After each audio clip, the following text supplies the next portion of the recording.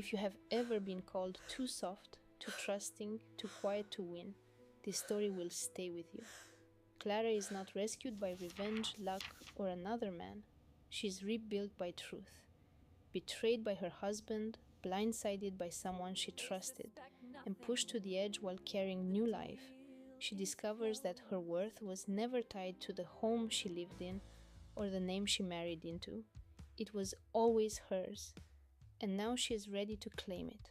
The architectural model of the Nightingale Tower gleamed under the recessed lighting, a monument to her husband's ambition. The last of the investors had just left their Chicago penthouse, and the scent of expensive champagne still hung in the air. Behind her, Julian's voice was smooth as polished steel and just as cold. "Clara, we need to discuss the next phase." She was 7 months pregnant.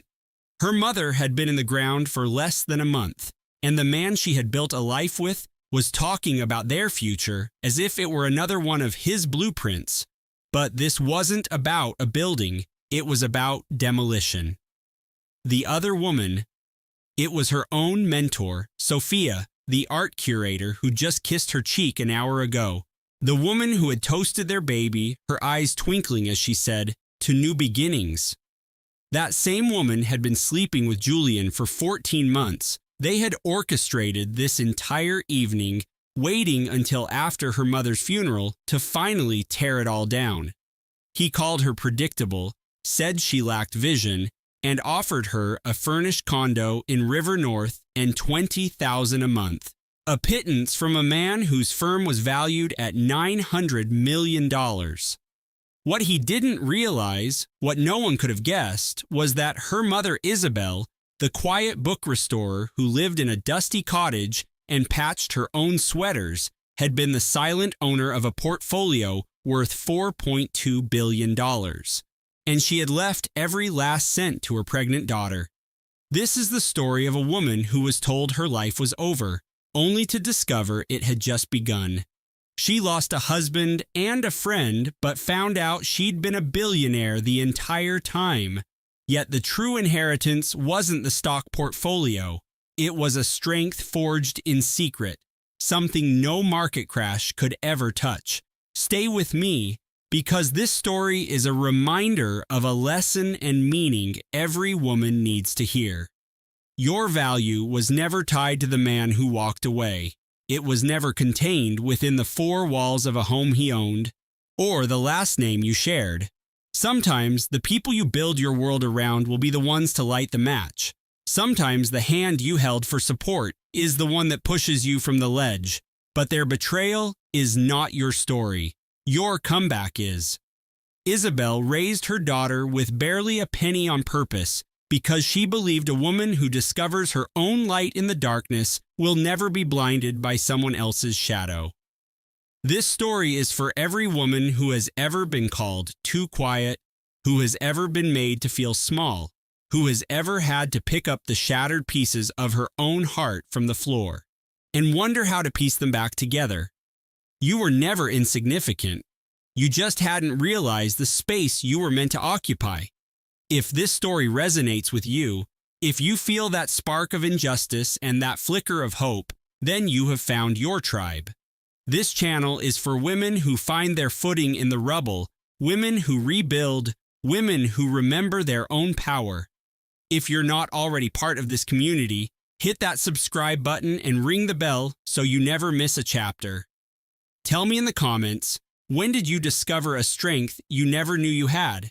I cherish every single one of your stories, and they fuel the ones we tell next. Tap the like button. Share this with someone who needs to be reminded of their worth today. And if you're ready for another story of resilience, check out the video I've chosen for you on the screen. Now let's begin. The last champagne flute had been cleared away, and the architectural model of the Nightingale Tower was the only guest left in their living room. Behind her, Julian's voice was calm, which was always more terrifying than his anger. "Clara, we need to discuss the next phase." The words sounded like they belonged to a boardroom, not their home. Not now. She stood in the heart of their Lakeshore Drive penthouse, barefoot, 7 months pregnant, the silk maternity dress feeling like a costume. The small bites she'd arranged, fig and prosciutto, whipped feta with honey, sat untouched on the marble island. Her mother, Isabel, had taught her that hosting was an act of care, a way of making people feel seen, but she had been invisible in her own home. It had been 26 days. That was all. 26 days since she'd stood in a quiet cemetery outside the city, watching her mother's casket being lowered, while Julian had taken a critically important call by the car. She'd dismissed it as his awkwardness with sorrow. Some people, she told herself, just don't know how to navigate loss. She turned to face him now. Julian stood by the floor-to-ceiling windows, a silhouette against the glittering Chicago skyline. His suit was impeccable, his posture perfect. He hadn't made a decision. He had approved a demolition order. On the counter beside him, he slid a sleek silver tablet. A digital presentation was loaded onto the screen. It was titled, The Arrangement. "It's for the best, Clara," he said, his voice devoid of emotion. She glanced at the tablet, then at the leftover canapes, then at the man she had been married to for 36 months, the man who had proposed to her at an architectural gala. She'd thought it was a grand romantic gesture, a public declaration, a man so proud of his choice that he wanted the whole city to know. Now she understood. It wasn't a declaration, it was an acquisition. He had added her to his collection. Why? The word was a whisper, lost in the cavernous space of the penthouse. She hated the weakness in her voice, the way it cracked, turning a demand into a plea. Julian adjusted his cufflinks, a deliberate, practiced motion, the same one he used before presenting a new design to the city council. "Our paths have diverged, Clara. My life requires a partner who shares my trajectory, someone with ambition. I am your wife. I am carrying your son, and you will both be well compensated. I've secured a condo for you in River North. It's fully furnished, 2 bedrooms. You won't have to worry about a thing." A condo. He had already secured it. This wasn't a conversation, it was a relocation plan, and in that moment, she started to see the little details her heart had refused to acknowledge. The scent on his coat last week, not her perfume, but a sharp, expensive sandalwood. Sophia's signature scent. His phone, which was suddenly always angled away from her. The tablet on the counter glowed. He'd left it on, a final, careless insult. "Is there someone else?" she asked, though she already knew. Julian's jaw flexed. His eyes darted to the model of the Nightingale. "This is about us," he said, but his body screamed the lie. She knew that tell. She'd watched him do it with clients for 3 years. When a project was over budget, he'd look at the blueprints instead of their faces. When the truth was inconvenient, he focused on the design. She walked toward the island, not to argue, not to beg. She picked up a small, forgotten cheese knife. She held it, the cold metal a stark contrast to the warmth of her skin. She wasn't thinking of violence. She was thinking of how easily things could be severed. She stared at the reflection in its polished blade, a distorted, pregnant woman she barely recognized. The baby moved inside her, a strong, reassuring roll, a reminder that she wasn't truly alone. Julian watched her for a second, a flicker of something, annoyance, concern, in his eyes. He straightened his jacket. "My driver will be here in the morning," he said, "to help with your things." He walked out. The heavy oak door clicked shut with a dead final sound. Clara was alone in a glass tower that had never felt like a home. She put the knife down and sank onto one of the bar stools, her belly pressing against the cold marble. On the tablet, the presentation for her new, diminished life glowed. She could smell the leftover fig jam, the sharp scent of cheese, and the faint, woodsy perfume that Sophia had left behind. Her mother's scent had been old paper and leather and tea. Her phone lit up on the counter. A text message. It was from Sophia, her mentor, her friend, the woman who had held her as she sobbed after the funeral, the woman who had helped her pick out paint for the nursery, the woman who had sat in this very room an hour ago and raised a glass to her future. The text read, "Heard it went smoothly. I'm here if you need to talk." It wasn't a question. It was a confirmation, an admission. Clara almost dropped the phone. It was the casual cruelty of it, the assumption that she would turn to her betrayer for comfort. The call didn't come 11 minutes after Julian left. The text came before he was even out of the building. They were coordinating. She didn't reply. She couldn't. She placed the phone face down on the counter. She pressed a hand to her stomach, where her son was kicking, oblivious. "It's just us now, little guy," she whispered into the silent room. She didn't know it then, couldn't have possibly grasped it, but the text message she didn't answer was the key that would unlock everything. Morning arrived, gray and indifferent over Lake Michigan. Clara hadn't slept. Sometime before dawn, she'd left the living room and walked into the nursery. She'd designed it herself. The walls were a soft, stormy blue, and she'd spent weeks painting a mural of a forest filled with literary creatures from the books her mother used to restore. The crib, a simple maple wood, was assembled with her own 2 hands because Julian had promised to hire someone and then forgotten. She lowered herself into the rocking chair her mother had found at an antique market and refinished for her. It smelled faintly of lemon oil and old wood, a safe smell. She rocked slowly, replaying his words, his posture, his casual dismissal of their entire life. 36 months. He proposed at a gala. Who does that? A man performing for an audience, a man acquiring an asset. She reached for her phone and pulled up her mother's contact. Isabel. Her finger hovered over the call button, then pressed it. It rang 4 times before going to voicemail. "You've reached Isabel. I'm likely lost between the pages of a book. Leave a message and I'll find my way back to you." Her mother's voice, calm and steady. Clara ended the call and immediately dialed again just to hear it one last time. "You've reached Isabel." Clara pressed the laptop against her stomach, shutting her eyes as the baby gave a soft flutter, a little pulse of reassurance from within. By 11 p.m., she had reached a conclusion. It wasn't a life-altering plan, not the kind that reroutes a destiny.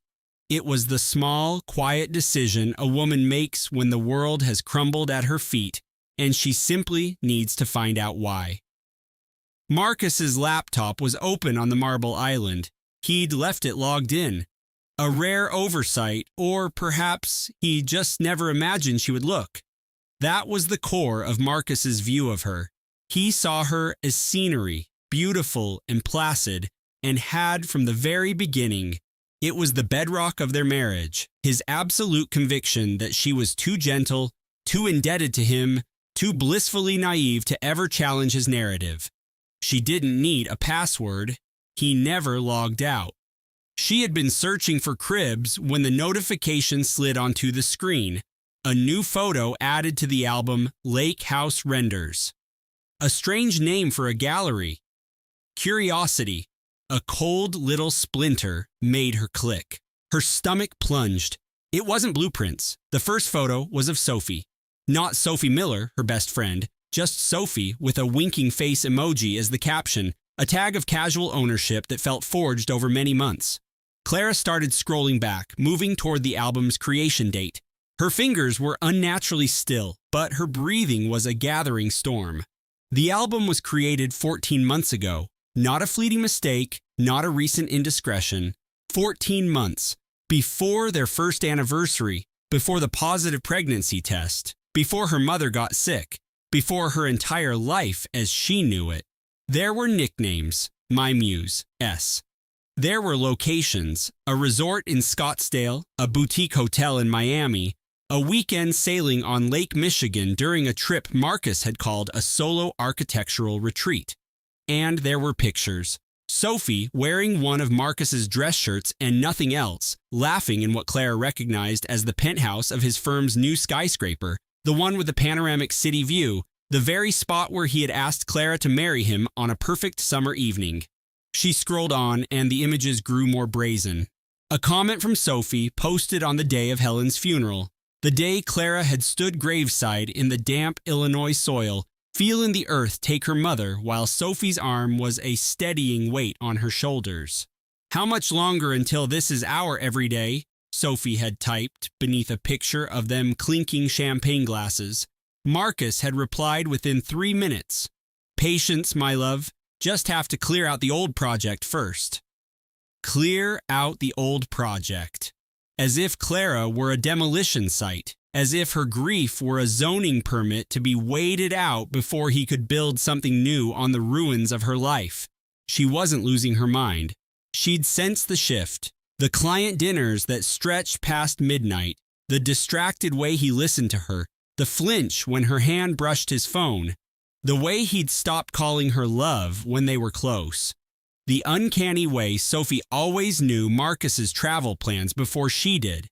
She had felt it, deep in that primal place where instinct screams warnings. She knew. She kept scrolling past the travel logs and the pet names, past the architecture of their lives. Then she found the comments about the baby. Marcus's words typed in the clean, modern font below a picture of Sophie on a boat. "The kid complicates the exit strategy, but the trust is ironclad. It won't be an issue." Sophie's reply was a single champagne bottle emoji.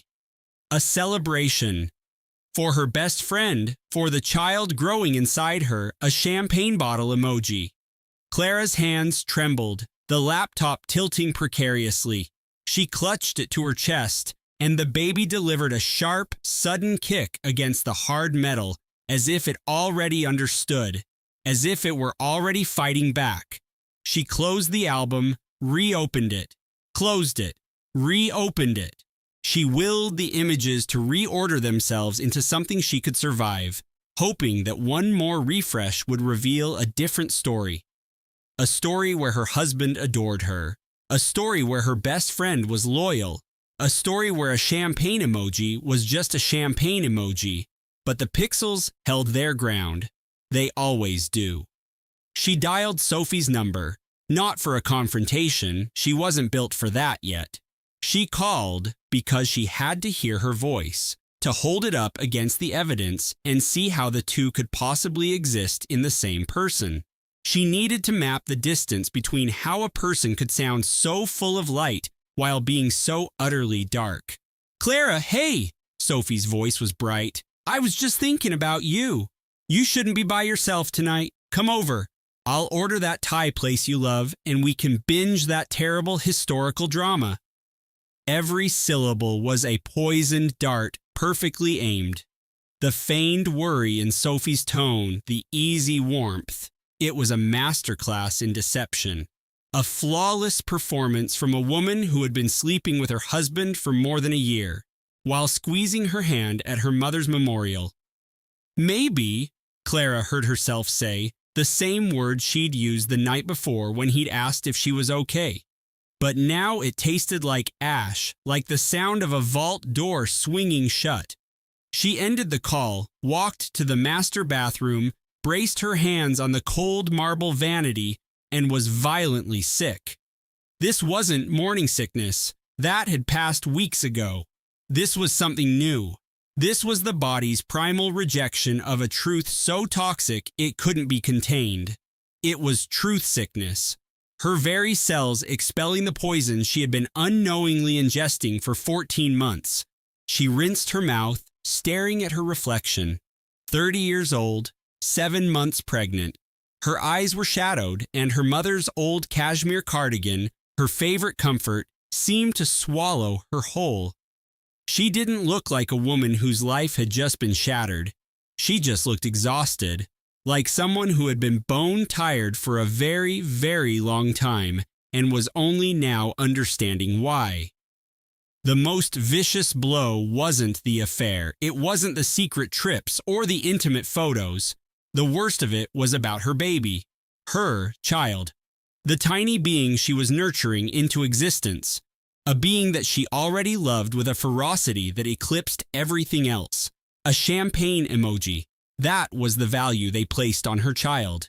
She laid her hands over her belly, feeling the gentle roll of a life that was so profoundly hers. "I am so sorry," she whispered to the child. "I'm so sorry this is the world you're coming into." Then she stood taller.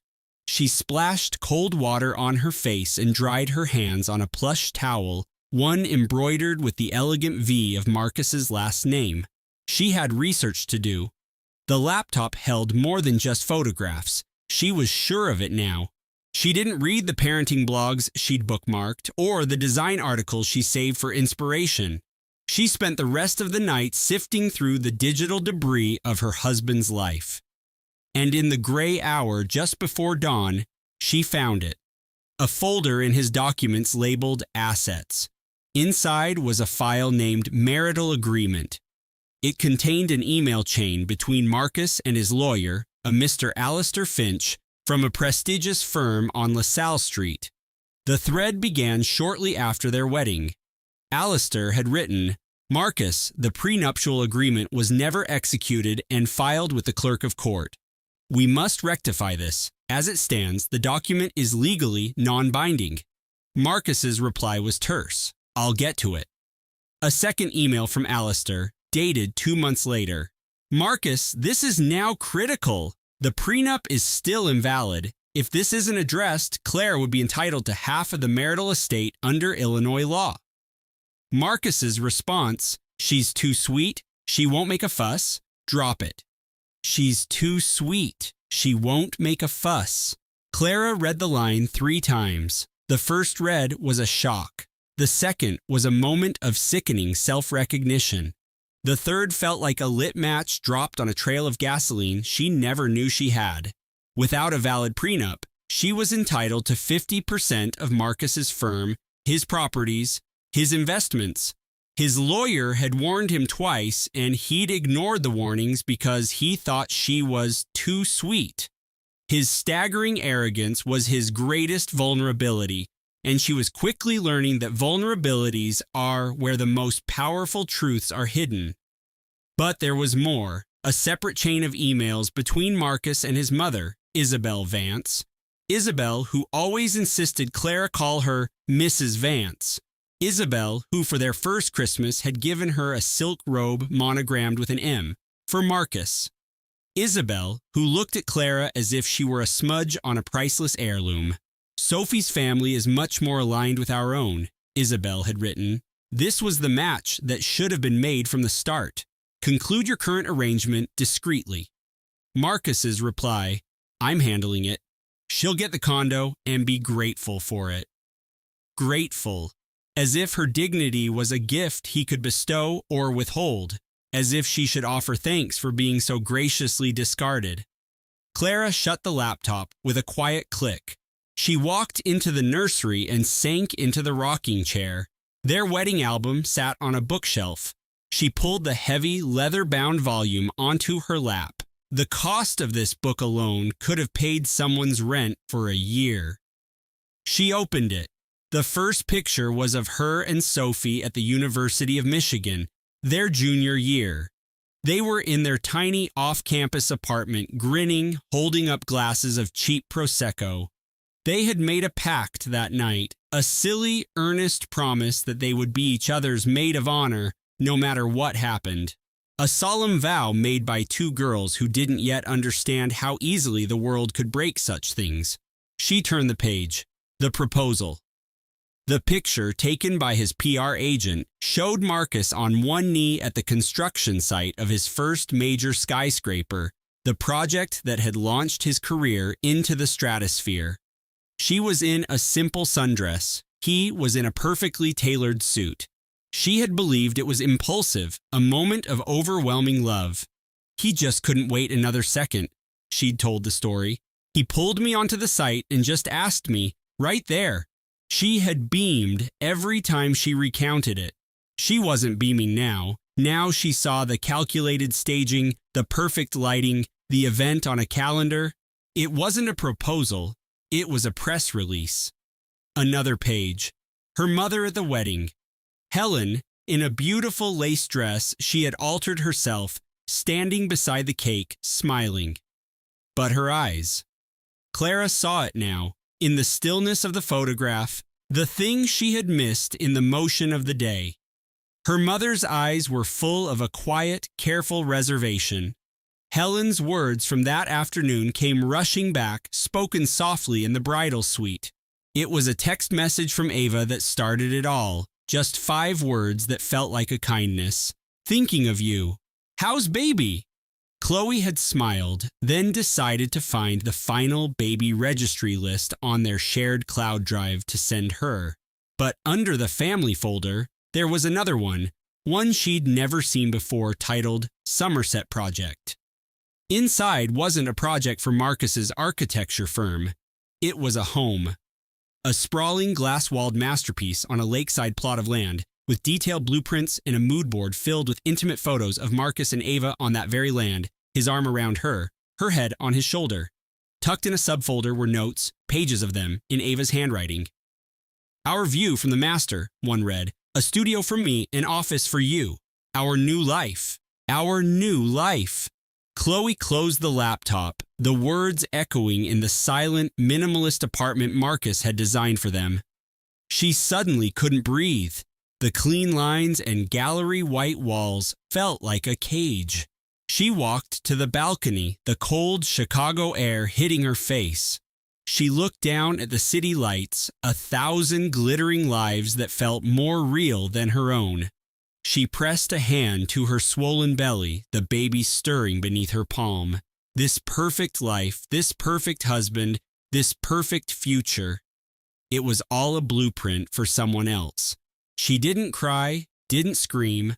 A cold, quiet calm settled over her. It was you and me all along, little one, she thought. Just you and me. She spent the next 20 minutes moving with a strange sense of purpose, packing a small suitcase, not with anger, but with the chilling clarity of survival. Just as she zipped the bag, the doorbell buzzed. A courier stood in the stark hallway, a young man with a nervous energy. He was holding a thick, cream-colored envelope from a law firm she had never heard of, Lockwood, Sterling, and Finch. She signed the tablet he offered and closed the door, the heavy paper cool against her skin. Sterling. It was her mother's maiden name, a name Isabel had always laughed off as too stuffy for a small-town librarian, a name that never appeared in the stories she told of growing up in a tiny bungalow near the old steel mills, a life of second-hand books and carefully tended vegetable gardens. The letter inside was formal, requesting her presence to discuss the final dispensation of her mother's estate. It was filled with words that felt like a foreign language: substantial holdings, controlling shares, trust provisions, fiduciary duty. She nearly tossed it aside, another piece of bureaucratic nonsense from a world that had nothing to do with her mother's quiet, simple life of cardigans and overdue book notices. But that name stopped her. Sterling. There was a weight to it, a feeling like a key to a door she never knew existed. She placed the envelope on the polished concrete kitchen island, right beside the divorce papers she had already downloaded and printed.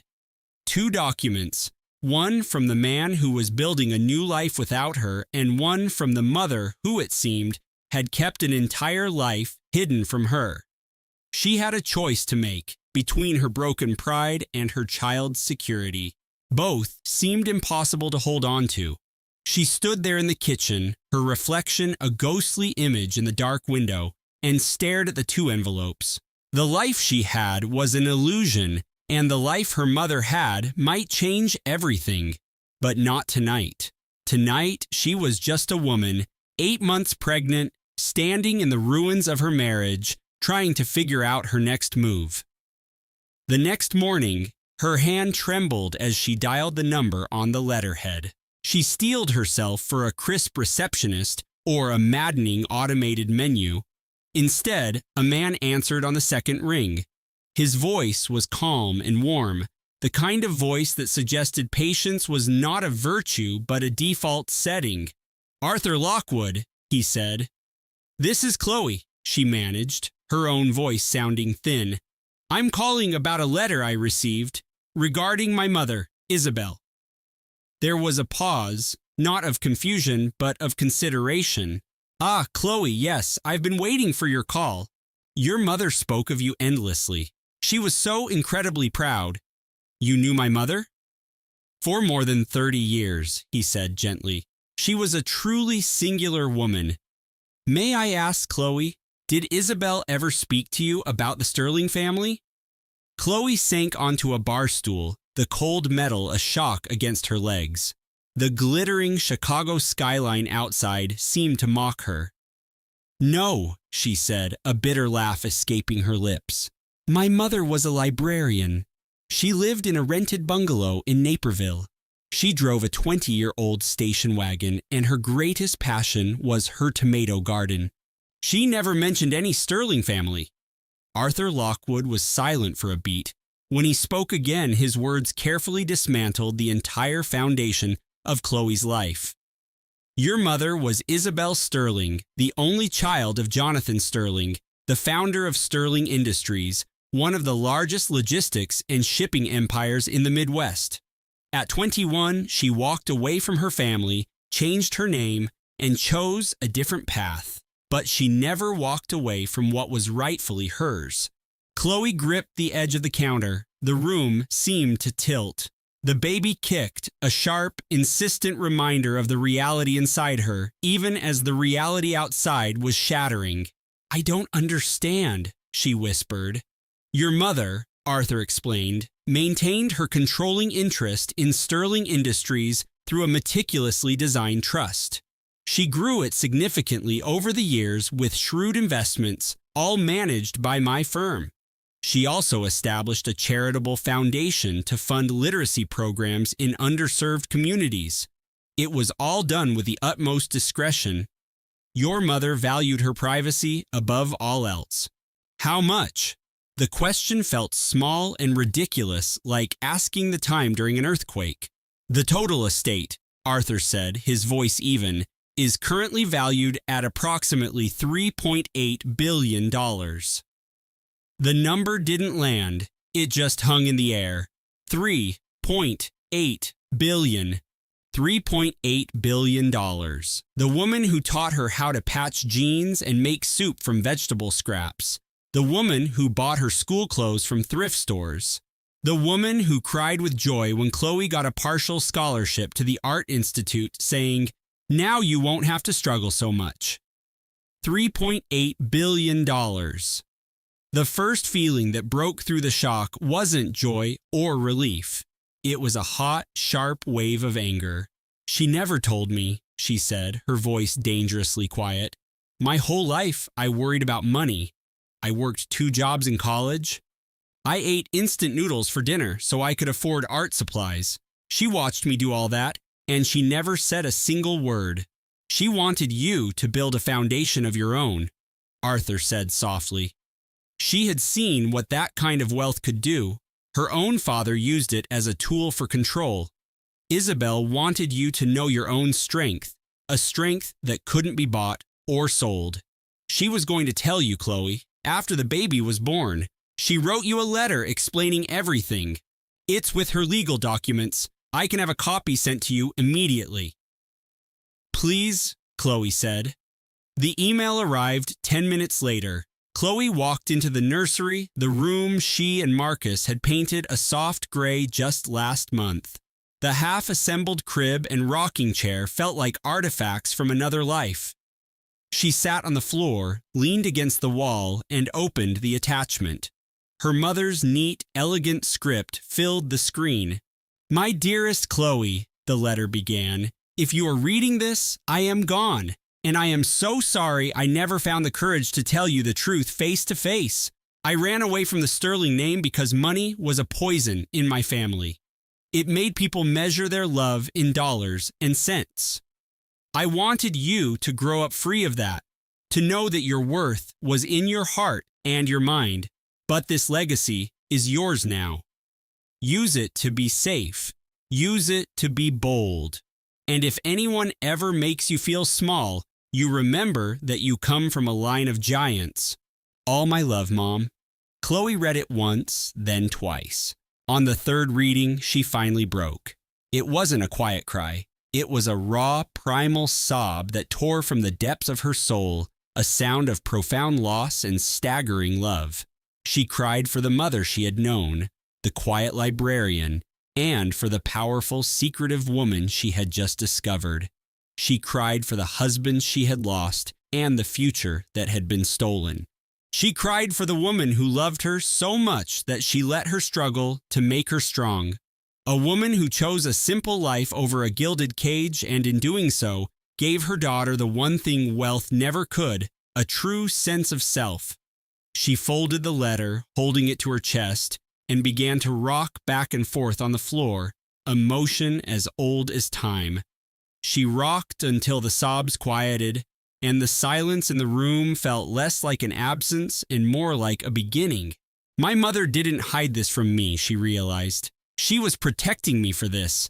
The baby kicked, a strong, reassuring thump. Chloe laughed, a watery, broken sound that was more joy than sorrow. She laid her hands on her belly. Your grandmother, she whispered, was the cleverest, strongest woman I've ever known, and she just left us the entire kingdom. She sat there for a long time, rocking, breathing, feeling the impossible weight of $3.8 billion settle around her shoulders, not like a burden, but like a suit of armor. The weight of $2 billion settled onto her shoulders like a coat she didn't know she owned. Then she picked up her phone and called Malcolm Price back.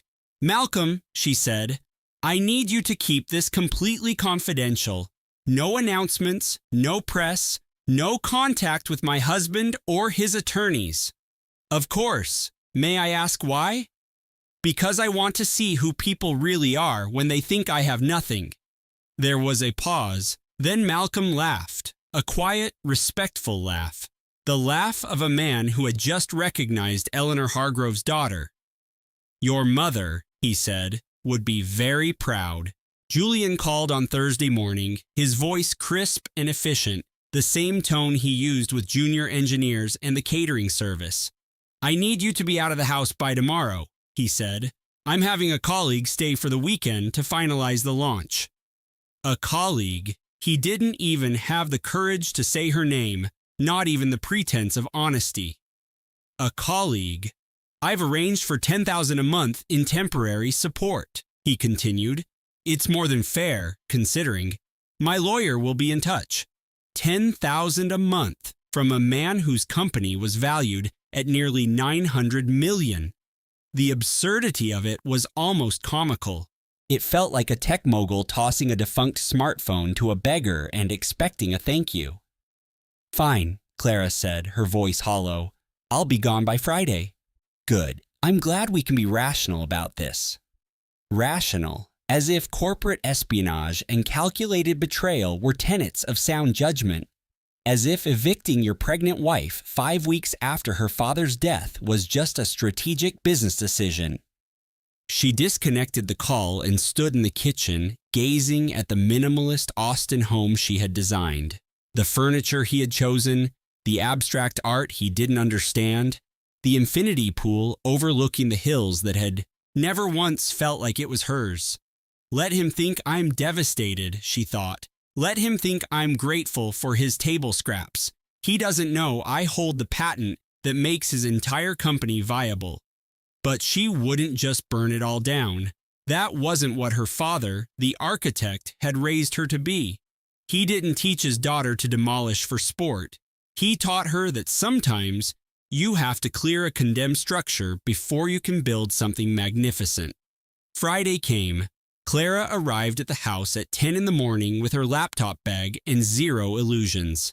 What she discovered was more insulting than she could have conjured. Simone was there in the home office wearing one of Julian's expensive cashmere sweaters.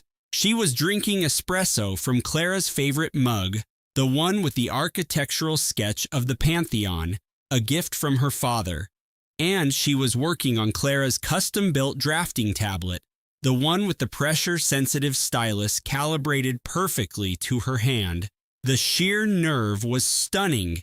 It wasn't just the affair, not just the lies, but the casual appropriation of her creative space, the way Simone occupied Clara's office, using Clara's tools as if she had already taken over the role of chief visionary. "Clara," Simone said, setting the mug down. She walked toward her, arms slightly open in a gesture of corporate sympathy, the kind of move a VP makes before they announce layoffs. "I'm so deeply sorry. I never wanted you to find out this way. I know this must be so overwhelming for you." The words were polished, the tone perfectly modulated. If Clara hadn't seen the video pitch for their secret startup, she might have believed her. She might have accepted the empty gesture and blamed herself, and never known that this was the woman who was not only sleeping with her husband, but was actively trying to steal her intellectual property. "When did you start building the new company?" Clara asked, her voice calm and flat as a blueprint.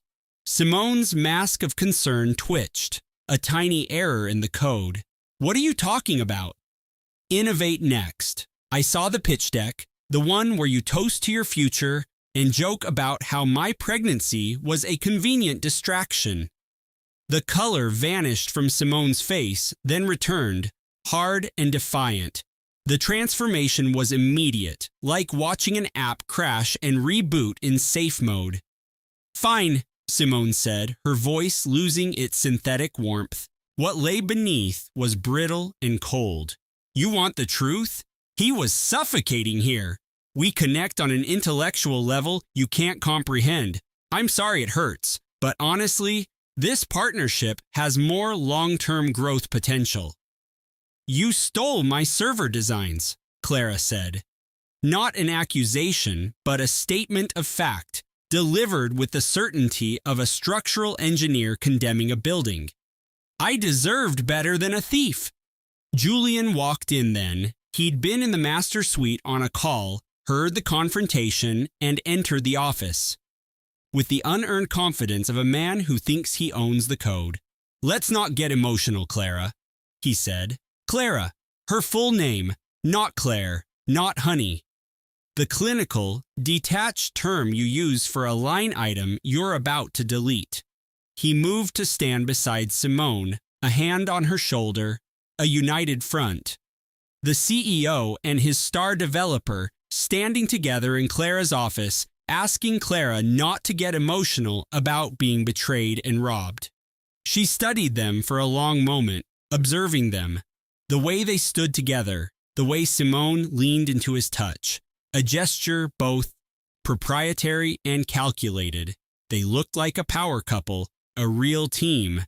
And that was the detail that cut the deepest. Not that it was happening, but that it had been happening for so long they were already a seamless unit. Clara packed nothing. She left the designer clothes, the jewelry, the life that Julian had curated for her. She left everything he had given her because none of it was truly hers. She took only 3 things: her laptop, the first ultrasound photo of her baby, and the original patent filing for her proprietary data center cooling system. The automated gate at the end of the driveway slid open. The guard, a kind man named Hector, who always asked about her father, gave her a sad, knowing look. "Ma'am," he said quietly, "you built this place. You deserve better." She managed a small smile. "I know, Hector, it's time to build my own." The gates closed behind her. The house, her award-winning design, receded in the rearview mirror. Each foot of distance felt like shedding a layer of a life that no longer fit. By the time she reached the highway, she was no longer Julian Croft's wife. She was Clara Vance, her father's daughter, and she was done letting others build on her foundation. She sat in her car at a scenic overlook for a long time. She didn't cry, she just sat, her hands resting on her pregnant belly. The leather of the steering wheel was warm. The baby kicked, a small, insistent reminder of the future. Through the windshield, she watched the Austin skyline shimmer in the heat, a city of dreamers and builders. Everyone moving forward, everyone creating something. She did what she always did when a project went sideways. She returned to the drawing board.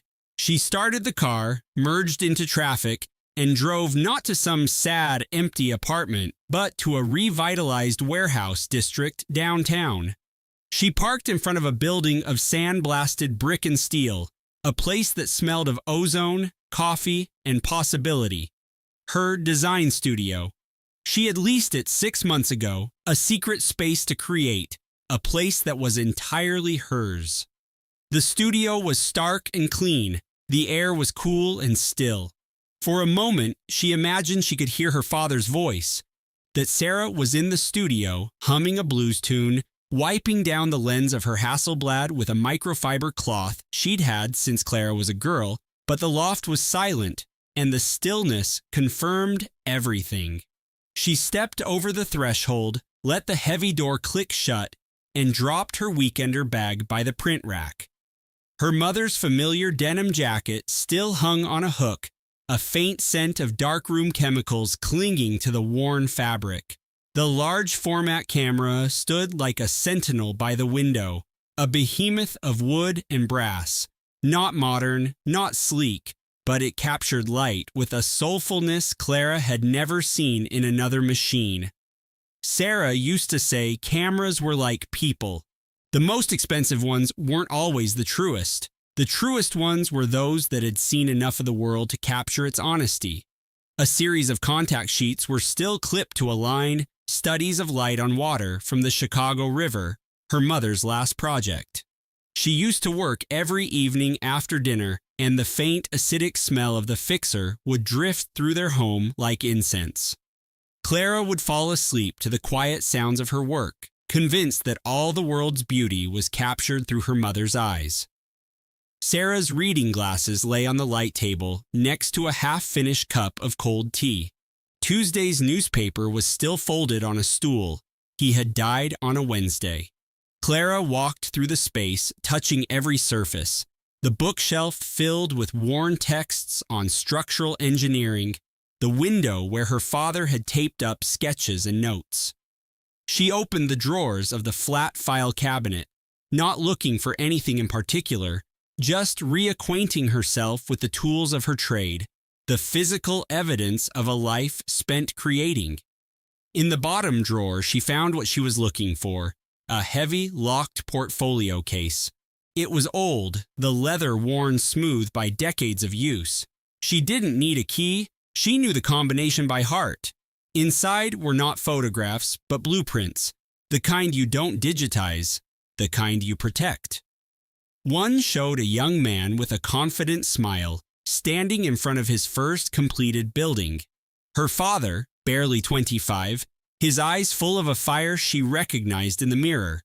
He was standing in front of a structure that would go on to win a major award, the start of his legacy. Below the blueprint was a folded piece of architectural vellum. It was the original, hand-drawn schematic for the cooling system, the one she had based her patent on. Her signature was in the corner, and below it, an inscription in her father's handwriting added the day she had shown it to him. Proof that my daughter not only stands on my shoulders, but has learned to fly. She was not the abandoned wife. She was the architect. The woman who taught her how to find beauty in a cracked sidewalk had once photographed war zones. The woman who drove a 20-year-old Volvo had prints hanging in the Art Institute. The woman who haggled at flea markets had turned down six-figure commercial gigs. Clara collapsed onto the floor of the dark room and clutched a box of negatives to her chest. There were no tears. She was beyond tears, in that hollow place where the body is too numb to feel and the mind is too shattered to think. The sun set, casting long shadows across the floor. The studio had no heat. Sarah had always been practical, even in death. The thermostat was set to 60. Clara nudged it up, but the ancient boiler in the basement only answered with a shudder and a weary sigh, producing no warmth at all. She buried herself in every textile she could find, her mother's old college quilt, a heavy canvas drop cloth, the wool blanket Sarah's photo club had given her one Christmas. The baby was agitated, rolling and kicking, a frantic rhythm against her ribs. At 2 a.m, the tightening began. It came on fast and sharp, like a knot being pulled deep inside her. She lay on her mother's narrow cot, knees drawn up, her hands pressed against her stomach. She tried to recall everything from the birthing class about false labor, the practice contractions, the body just rehearsing its lines for the main performance. Not a concern, not at 7 months, not typically. But alone in a cold studio, with the man she should be calling being the reason for her pain, not typically felt like a definite possibility. And possibility felt like a certainty, and certainty felt like her world was imploding. She was utterly alone. No husband, no best friend, no mother, just a cold room full of a dead woman's secrets and a baby fighting to arrive 2 months too soon. And not a single person on earth knew where she was. She dialed the only number that came to mind, Dr. Anya Sharma's after-hours line, her obstetrician, the woman who had calmly navigated her through every appointment, every scan, every breathless question about what was normal. Dr. Sharma's service. The voice on the other end answered, professional and clear. It's Clara Lowell. I'm having contractions. I'm only 7 months pregnant, and I'm by myself. Okay, Clara, just listen to my voice. I need you to take a slow breath in through your nose and then out through your mouth. Count to 4 for each one. Can you do that? She obeyed. In, 2, 3, 4, out, 2, 3, 4. The intense clenching in her abdomen began to soften, the knot loosening its grip. Good, Dr. Sharma said, her voice a lifeline. You're doing perfectly. This is most likely just stress-induced. The baby is fine. You're fine. But I want you to come in first thing in the morning just so we can be sure. Can you do that? Yes, Clara whispered. Thank you. She ended the call and lay on the cot, staring at the ceiling. A water stain bloomed in the corner, shaped like a weeping eye. She'd never seen it before. All those years visiting this studio, and she had never really looked up. Everyone betrays you. My father betrayed my mother by leaving. My husband betrayed me for another woman. My mother betrayed me with her silence. My best friend betrayed me by wanting the man who was mine. What was even mine? A baby who didn't yet know that the world was full of liars. At 3:17 in the morning, she unlocked her phone. She typed *can a marriage survive infidelity* into the search bar. Deleted it. Typed *legal rights for pregnant wife in Illinois*. Deleted it. Typed I know he's cheating on me. Stared at the words. Deleted them too. She turned the phone face down, pulled the canvas cloth tighter around her, and prayed for morning. Morning arrived, as it always does. A knock on the studio door woke her. It was quiet but firm, the kind of knock that says, I've been here a while and I'm not leaving. Clara swung the heavy door open and found a woman on the landing. Late 60s, a cascade of gray hair pinned up messily with sharp, intelligent eyes. She held a brown paper bag that smelled of fresh bread and a large thermos. She wore a worn tweed coat and practical boots. This was Genevieve, her mother's closest friend, a retired journalist who had seen everything and was impressed by nothing. Your mother would have my hide if I let you freeze in here alone, Genevieve said, her voice raspy but kind. She moved past Clara into the loft, setting the groceries on a work table. She opened the thermos and poured 2 steaming mugs of tea, her movements efficient and purposeful. She found a hot plate and a small pan and started melting butter. She didn't pry, didn't offer empty platitudes, didn't say, I was so sorry to hear about Leo, or Sarah's lawyer called me. She just cooked, opened the blinds to let in the pale morning light, and created a small pocket of warmth in the cavernous, cold studio. When the scrambled eggs were done, she slid them onto a plate, placed it in front of Clara, and sat opposite her. She took a long sip of tea, her gaze unwavering. "I know about the photographs," Genevieve said quietly. "I know about Leo and that artist, and I know you feel like you're breaking, but you're not. But for right now, you don't have to be anything. For right now, you just have to eat these eggs." Clara ate the eggs. They were the first thing she'd tasted in 2 days.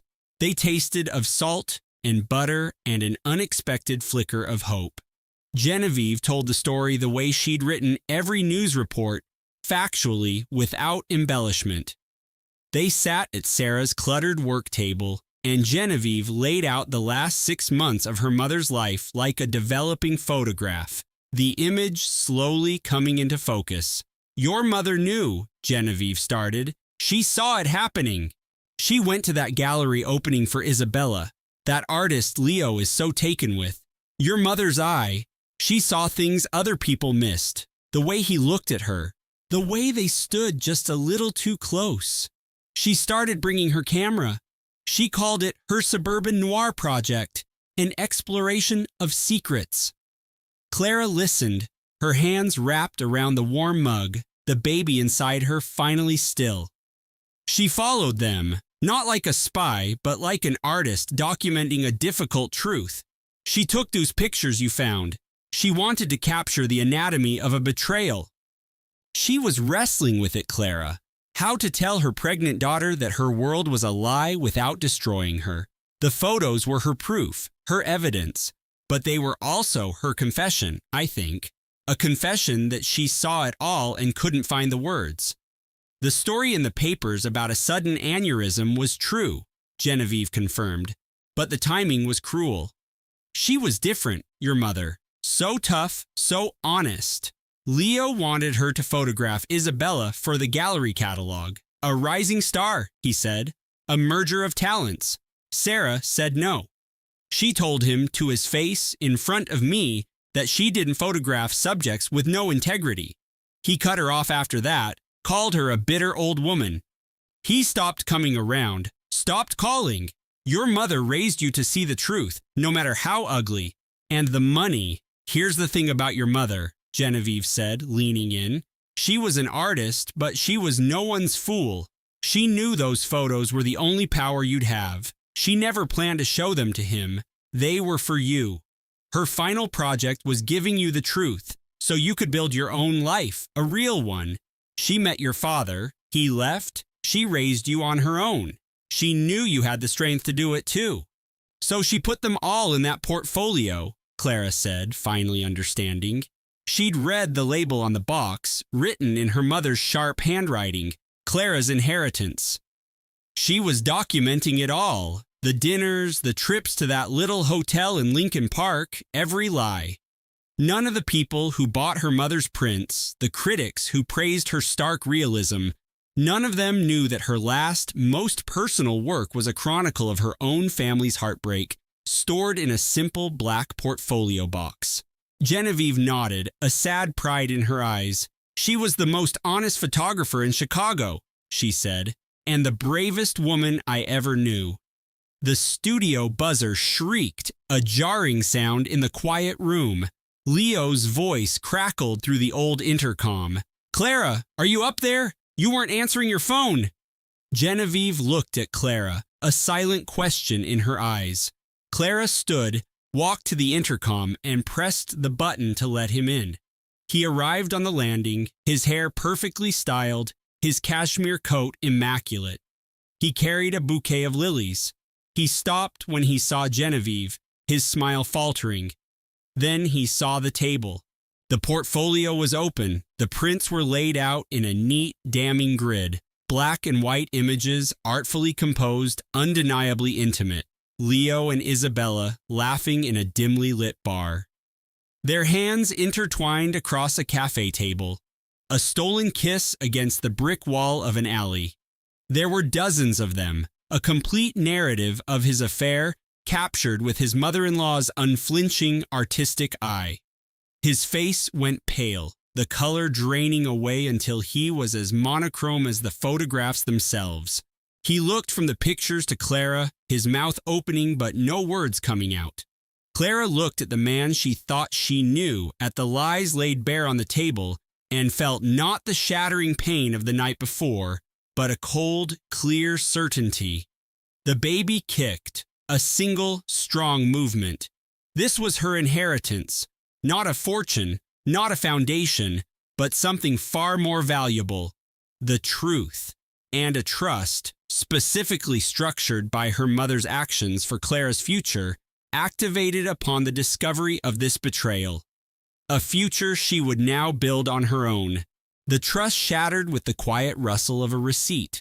Amelia, 8 months pregnant and nesting, had been tidying Dr. Julian Vance's home office in their Boston brownstone. A receipt from a high-end jewelry boutique had slipped from his travel folio. It wasn't the 5-figure sum for the diamond tennis bracelet that made her blood run cold. It was the gift inscription details at the bottom. "For my darling Chloe, forever and always." Her best friend, Sarah, looked up from her magazine and saw Amelia's face turn to stone. She knew in that instant that this was more than a simple misunderstanding. This was a betrayal. What Amelia did next would have been incomprehensible to Julian, something his clinical, logical mind could never have processed. She didn't throw a vase. She didn't call a divorce attorney. She didn't even call him. Instead, she picked up her phone and dialed the hospital's administrative office, a place she rarely called. "Hi, this is Amelia Vance," she said, her voice eerily calm. "I have one simple question. Does the hospital's travel reimbursement policy for the recent cardiology conference in San Diego cover expenses for a physician's spouse?" There was a long silence, the sound of clicking keys, a page turning, another beat of silence. "I will need to verify that information and call you back, Mrs. Vance," the administrator finally said, her tone shifting from helpful to guarded. The manufactured confidence in his voice had evaporated, leaving behind the distinct echo of panic. Clara ended the call, a real smile gracing her face for the first time in months. She didn't need to contest their marital assets. She had proof she was a foundational partner in his tech company. But she wanted Leo to taste that cold dread, just for a moment. She wanted him to feel the sickening lurch of the world tilting on its axis, to see the fortress he'd built revealed as a house of cards. She walked to the large window overlooking the Seattle skyline, pressing her palm against the cool glass. The city lights blurred. She focused on one, a distant beacon, and watched it until it was sharp and clear. A fortnight was all it took to change the entire game. Clara's power was in her silence. No tearful confrontations, no dramatic posts online, no accusatory voicemails left at 2 a.m. She let the legal process unfold, let her lawyers assemble the narrative. Truth, she knew, always emerges, first in whispers, then as a roar. She retained a top intellectual property firm in the city and filed a lawsuit asserting her co-founder status, citing fraud, breach of trust during their marriage, and the misappropriation of her architectural designs for his company's flagship product. She claimed her 40% stake. It was never about the valuation. It was about the principle. It was to make him understand that his casual dismissal of her work as just a little side project was the most expensive phrase he had ever uttered. Leo was served the papers on a Wednesday morning. He called her at 10:32. The voice on the other end was unrecognizable, not the smooth, controlled pitch of a CEO, but the raw, frayed edge of a man cornered. The polish was gone. All that remained was desperation. "What the hell is this, Clara?" he snapped. "You were nothing before you met me." She held the phone to her ear, standing in her childhood kitchen. Her father was at the counter, meticulously slicing an apple. The aroma of cinnamon and warm pastry from the oven wrapped around her like a blanket.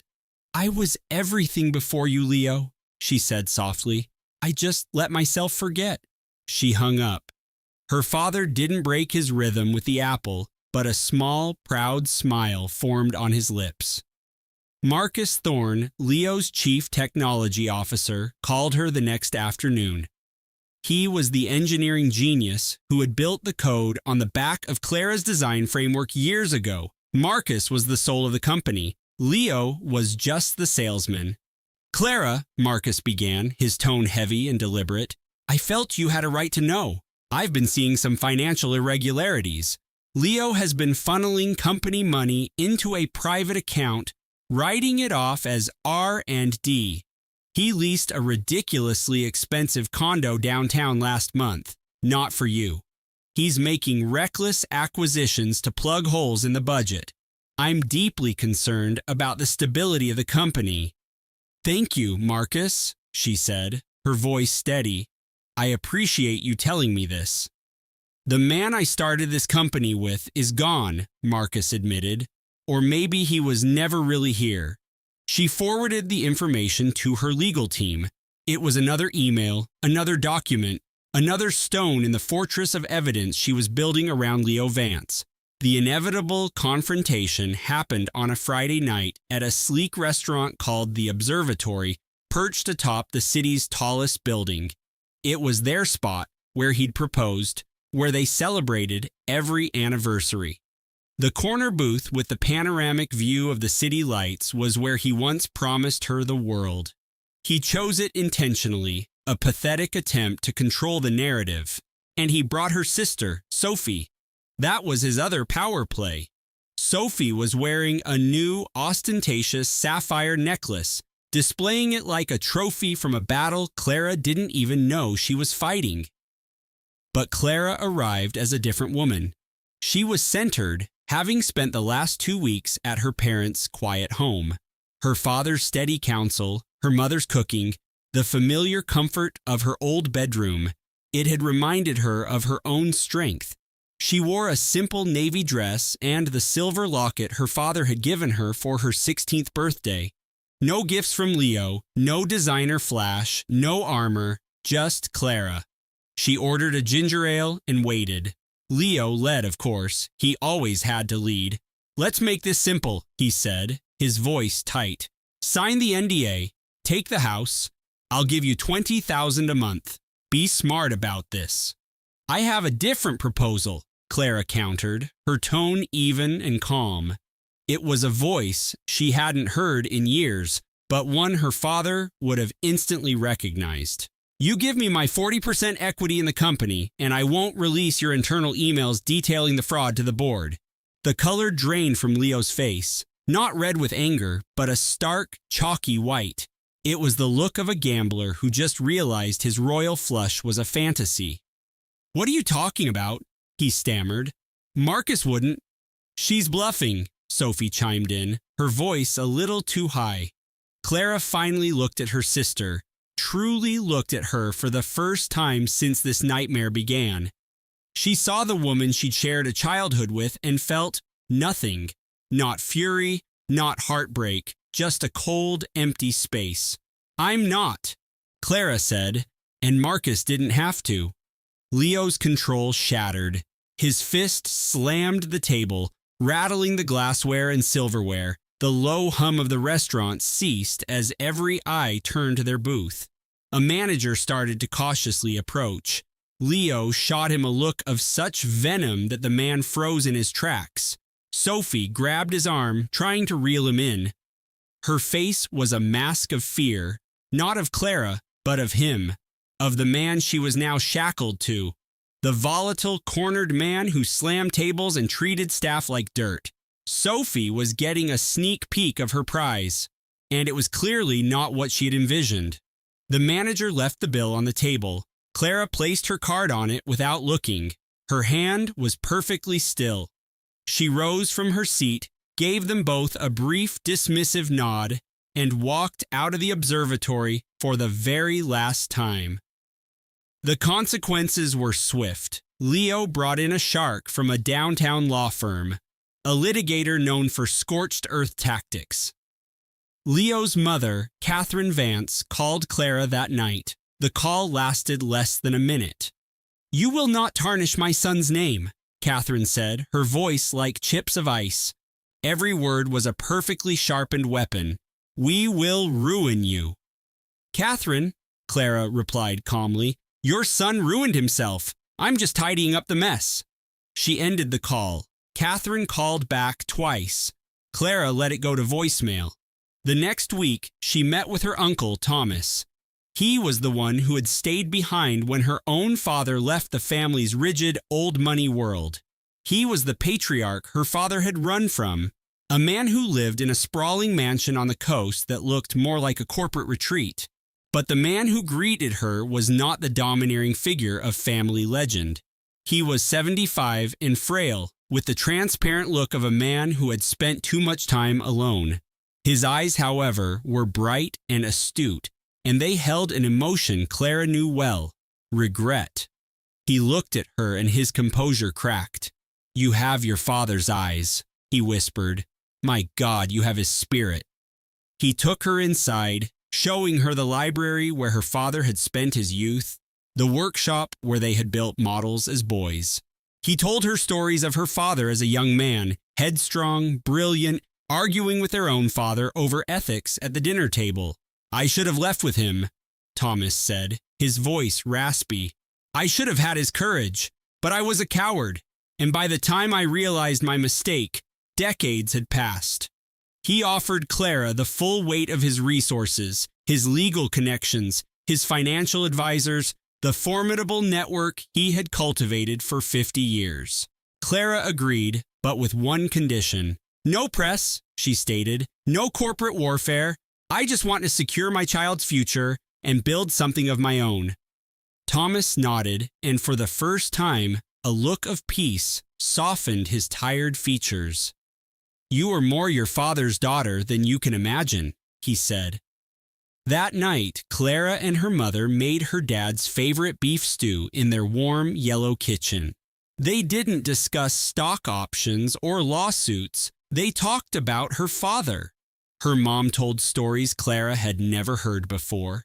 Her dad sneaking out at 17 to race cars on the old county roads. Her dad, at 19, telling his own father that a man's worth was in his character, not his portfolio. Her dad choosing love over inheritance, choosing a modest life over a gilded cage, choosing to raise a daughter who knew her own value.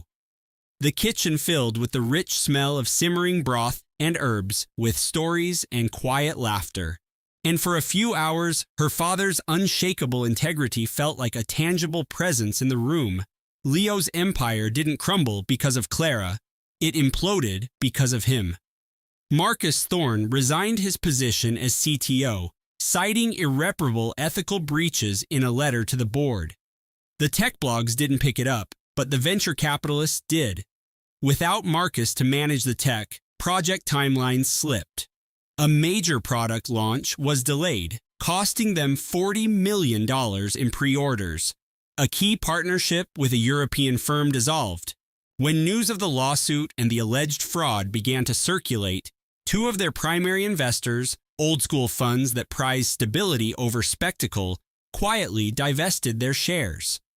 Catherine Vance's social circle began to murmur. Business was business, and affairs were common.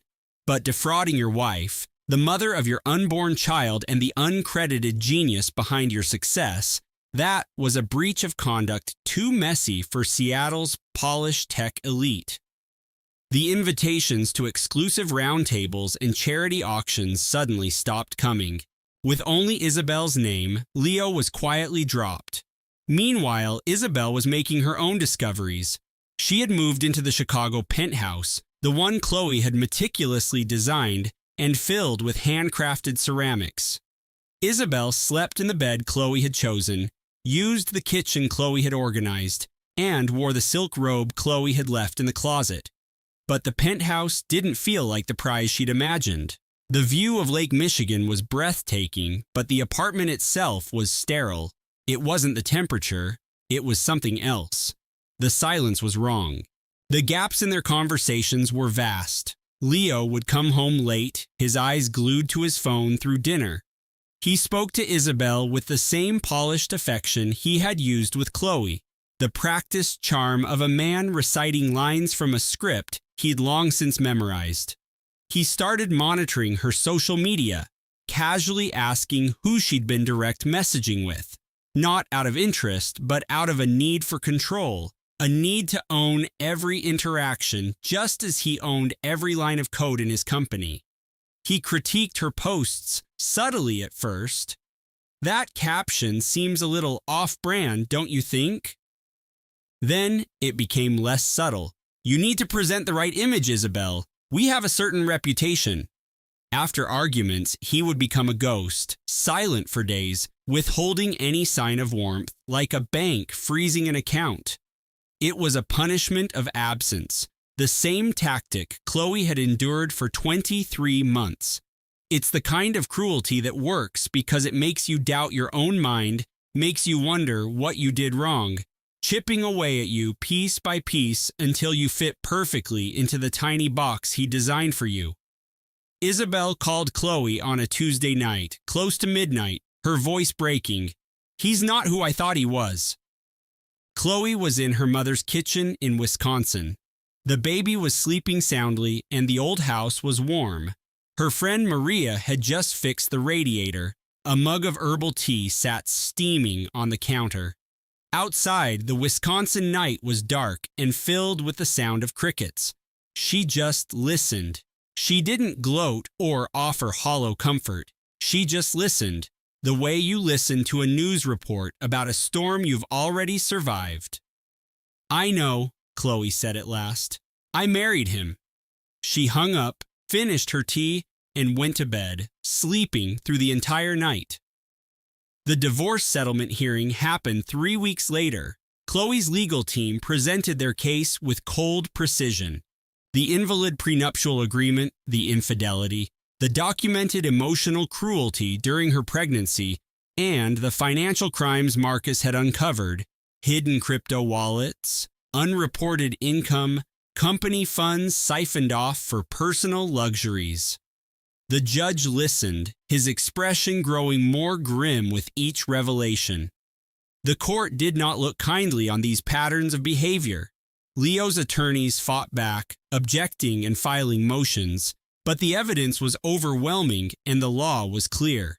Without a valid prenup, Chloe was entitled to an equitable distribution, half of $800 million. But then Chloe did something no one saw coming, not Leo, not his lawyers, not even her own attorney David at first. She didn't take half. She took what was right for the baby: a generous child support trust, a fully funded college education, lifelong healthcare coverage, and a clause stating that Leo would have zero custodial rights until he completed a full year of behavioral therapy and proved consistent, positive involvement. That was it. She didn't take the penthouse, the cars, the offshore accounts, the art collection, or the vacation homes. Her attorney was speechless. "You're leaving hundreds of millions of dollars on the table," he said. David, however, understood. "She's not punishing him with poverty," he explained. "She's punishing him with irrelevance." "I don't need his money to prove my worth," Chloe said later. "I know my worth. My mother made sure of that." The real story broke 2 weeks later, not because Chloe held a press conference or leaked a statement. It broke because actions create ripples, and Chloe's actions were big enough to create a tidal wave. The Sophia Moreau Initiative. It announced a massive expansion, 50 new arts programs for underfunded schools across the Midwest, a state-of-the-art community arts center in Sophia's old neighborhood, and a prenatal care clinic for high-risk mothers, all funded by a single private donor, Chloe Moreau. A local reporter from Milwaukee connected the dots. A feature story ran in the paper. Local ceramicist revealed as Moreau Pharmaceuticals' heiress. The national outlets pounced. The story was perfect. A tech mogul, a humble artist, a wife betrayed while pregnant. A hidden fortune that dwarfed his own. It was the kind of story America devours. The quiet underdog who was secretly a queen all along. Leo saw the news alone in his office. Marcus was gone. The investors were backing out. Isabel had stopped answering his texts. He sat at his desk, watching Chloe's serene face on the monitor as his own turned a sickly gray, the color of a man who just realized the woman he called a nobody was worth 5 times more than everything he had ever built. He called Chloe. Her number was disconnected. He called David Price, her lawyer. David's assistant answered. "Miss Moreau is unavailable," the assistant said coolly. "Permanently." Isabel saw the news too. She was sitting in the cold penthouse wearing Chloe's robe, drinking from one of Chloe's mugs. She watched the screen and felt a cold stone settle in her gut. She had abandoned the wife of a billionaire to become the trophy of a controlling man. The engagement ring on her finger, the enormous diamond Leo had presented with such fanfare, suddenly felt like a lead weight. A news anchor mispronounced Moreau, saying it with a hard sound instead of a soft one. Chloe didn't correct anyone. She was far too busy assembling a crib, a new one, in a new room, in a new life. The baby arrived on a Sunday morning in October. Chloe woke at 4:15 a.m. to a pressure she had never felt before. This wasn't one of the false alarms she'd had in her mother's drafty old house. This was different. Deeper, more certain, the kind of pressure that arrives with authority and doesn't apologize for its timing. She called her doula, then she called Maria. Then she got dressed in the dark, grabbed the hospital bag that had been packed for 3 weeks, and drove herself to the hospital. Because she was Chloe Moreau, and Chloe Moreau did not wait for anyone to carry her, Maria arrived 20 minutes later, out of breath, her silver hair a mess, still wearing her pajama top under a winter coat. "I broke at least 3 speed limits," she panted. "Your mama would have broken 4. The labor went on for 11 hours. Chloe didn't scream. She breathed, she counted, and she gripped Maria's hand so tightly that Maria's knuckles went white. Her doula was steady and calm, her voice a constant, reassuring presence, guiding Chloe through every contraction, like a pilot talking a plane through heavy turbulence. At 3:22 in the afternoon, the baby arrived. 8 pounds, 2 ounces, a girl. She came out screaming, not crying, but screaming, a full-throated, furious scream that announced to the entire world, "I am here. I exist. Make room." They laid her on Chloe's chest, warm and wet and impossibly small and impossibly loud. Chloe looked down at the face, red and wrinkled, eyes squeezed shut, mouth wide open, and felt something shift inside her. Not a physical shift, something deeper, something foundational, as if every bone in her body had just snapped into a new alignment around this one tiny person. "Hello," she whispered. "Hello, Sophia Maria Moreau." Not Vancroft. Moreau. Her mother's name, Maria's name, a name that meant something. Maria stood beside the bed, tears streaming down her face, a tangled mess of laughing and crying. "Oh, Sophia, you beautiful thing. Your grandmother would be an absolute wreck right now. A complete mess." Theodore Moreau waited in the hallway. He had driven 3 hours from Chicago with a bouquet of white lilies, his late wife's favorite flower. He held them in his thin, trembling hands and waited patiently, the way old men do when they understand that some moments are not about them. When Chloe invited him in, he looked at the baby for a long time, his sharp blue eyes so clear an hour ago, now soft and wet. "She has Sophia's hands," he said. And she did. Long fingers, strong, the hands of an artist. Leo was notified by a text message from Chloe's attorney. It was standard, professional, just the information a father is entitled to. His response arrived 30 minutes later. One word, "Congratulations." Chloe read it, set the phone down, picked up her daughter, and did not reply. Marcus Merritt sent a handwritten card that arrived at the hospital the next day. "She's lucky to have you as her mother. Welcome to the world, Sophia Maria. Chloe pinned it to the nursery wall. It stayed there for years. 6 months passed the way months do when you have a newborn, too fast and too slow all at once. Each day was a blur of feedings and diaper changes and middle-of-the-night wakings. Each day was a miracle of tiny sounds, tiny fingers, and the weight of a small head against your shoulder. Chloe moved into a craftsman house in her Wisconsin hometown. Not a mansion, not a penthouse, a home. 3 bedrooms, a garden in the back, and a porch where she could sit in the evenings and watch the fireflies. Her mother's old pottery kiln sat in the front room, which she'd converted to a studio. Chloe had it serviced and placed it where the afternoon light could hit it just right. Baby Sophia's playmat was on the floor beside it, covered with a blanket, some toys, and a wooden spoon that the baby loved more than any of them. She worked on the foundation's expansion from the kitchen table. Emails and phone calls and grant proposals were spread across the surface, surrounded by baby bottles, burp cloths, and a half-eaten sandwich. She funded the art school, opened the prenatal clinic, and established a scholarship program for single mothers pursuing higher education, naming it after Sophia, of course. Everything was named after Sophia. She ran into Isabel at a coffee shop on a Tuesday afternoon in April. She almost didn't recognize her. Isabel had lost weight, the wrong kind of weight, the kind you lose when stress is eating you from the inside out. A flicker on the monitor, a shared folder she hadn't seen before named Aspen, a draft of a new project. She thought she clicked it open. Blueprints, project timelines, and photos, dozens of them, of Isabella in their bed in his robe, making coffee in their kitchen. The screen's glow cast a cold light on Clara's face. Her breath hitched. This wasn't just an affair.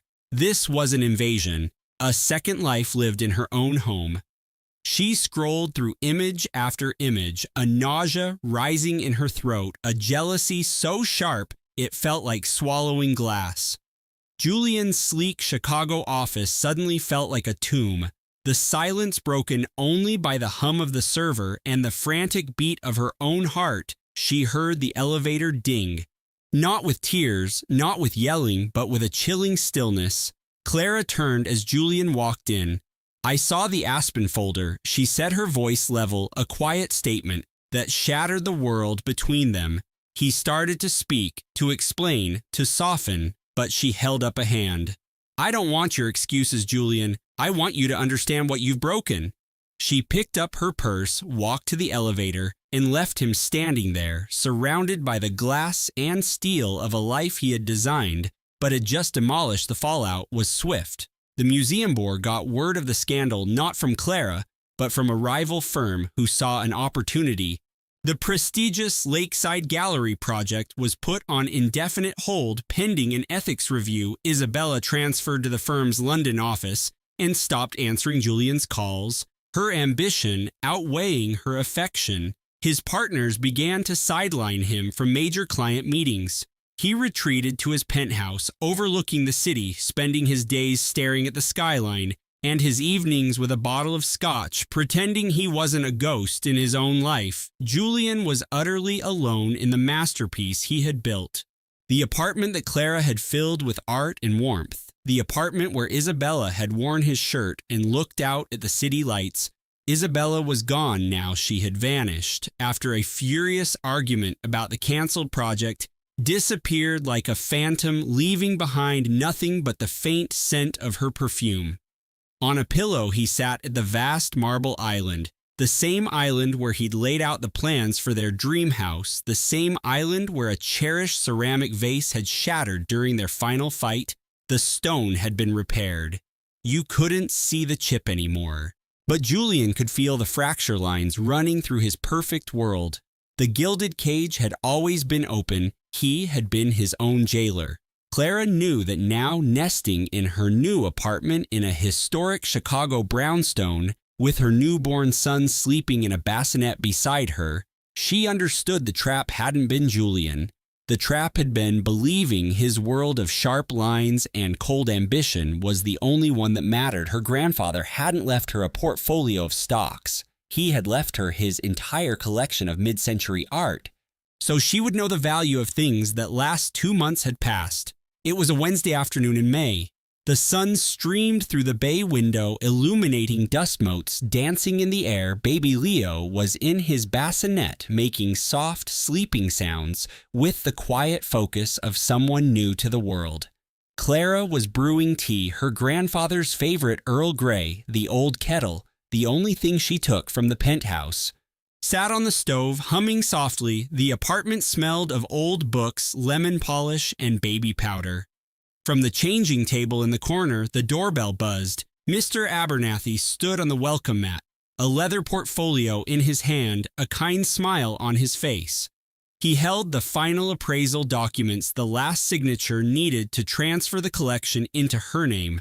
Quite a legacy, he said, looking at a painting hanging in the hall. Your grandfather had an incredible eye. Clara said they signed the papers on the old wooden kitchen table. Between a stack of mail and a half-eaten biscuit, $4.2 million, transferred with a fountain pen that cost $2 and a signature that took 3 seconds, the most mundane act in the most profound moment of her life. Mr. Abernathy left Clara, washed the teacups, put them back in the cupboard, turned off the kettle, made a small sandwich for herself and a bottle for baby Leo, who was just beginning to stir. She ate slowly, tasting every bite. The bread was fresh. The tea was hot. The old kettle had done what old kettles do. It had remembered every morning it had ever been used and added that warmth to this one after lunch. She washed the bottle, dried her hands on a simple cotton towel, picked up her son, held him close to her chest, felt his solid weight against her, smelled the sweet, milky scent of him and the clean fabric of his sleeper. She walked over to the record player, sat down in a worn armchair, settled Leo in her lap. The baby reached for the spinning vinyl with his tiny fingers, her grandfather's fingers. Clara lowered the needle. The first notes of a jazz piano filled the sunlit room, soft and intricate, the same music she'd grown up with, the same music that would always feel like home. A melody doesn't change, it doesn't judge, it doesn't walk away. It stays true every time, no matter who is listening.